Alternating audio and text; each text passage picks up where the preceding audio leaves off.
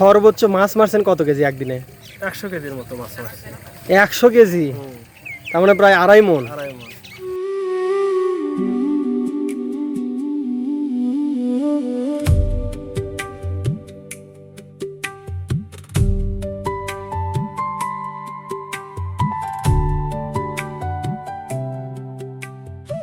বর্ষাকাল আসলেই বাংলাদেশের মাঠ ঘাট নদী নালা এমনকি ফসলি জমিগুলোও পানিতে টইটুম্বুর হয়ে যায়।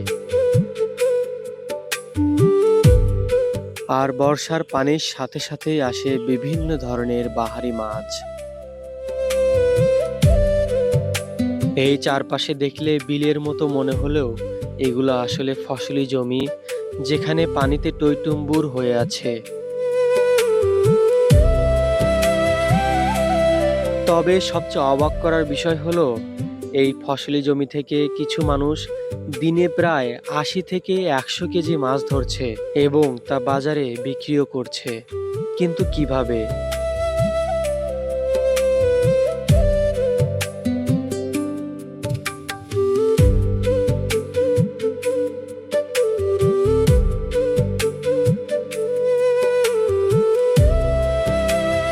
বৃষ্টির পানির সাথে যে মাছগুলো আসে, বিভিন্ন দেশি মাছ, পুঁটি মাছ।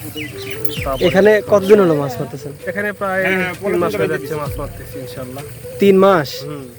ও আচ্ছা, রেগুলার তাও কি পরিমাণ মাছ ওঠে?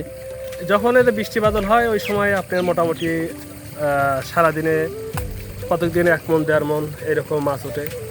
আবার অন্য অন্য সময় দেখা যায় যে যখন পানির স্রোত কমে যায় ওই সময় 2 কেজি, সারাদিনে 5 কেজি এরকম হয়। অনেক সময় হয়ই না, বসে থাকা না, এমনিও থাকা লাগে।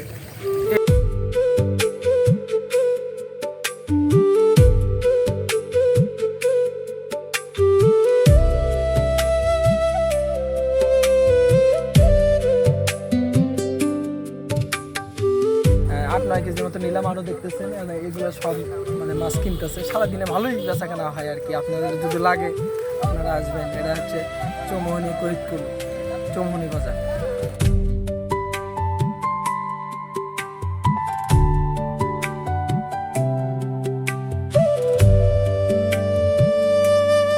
বর্ষাকাল আসলে বিলের বা নদীর মাছগুলো ফসলি জমিতে উঠে আসে,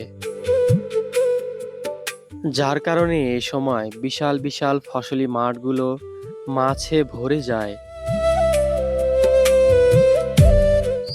যদিও আমাদের বাপ-দাদার আমলের মতো ফসলি জমিতে এত মাছ এখন আর পাওয়া যায় না, তবে এখনো ফসলি জমিতে মানুষ জাল পেতে বা বড়শি দিয়ে নিয়মিত মাছ ধরে যায়।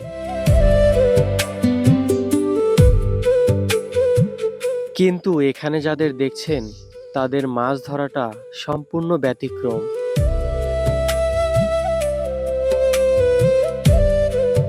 তারা রাস্তার নিচে থাকা সরু কালভার্টকে মাছ মারার ফাঁদ হিসাবে ব্যবহার করছে।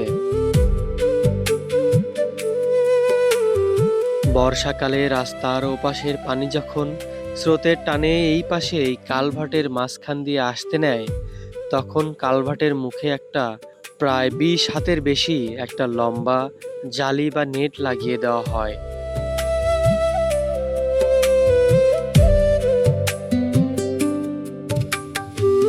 যার ফলে কালভার্ট দিয়ে পানি চলে গেলেও মাছ আটকে যায় জালে।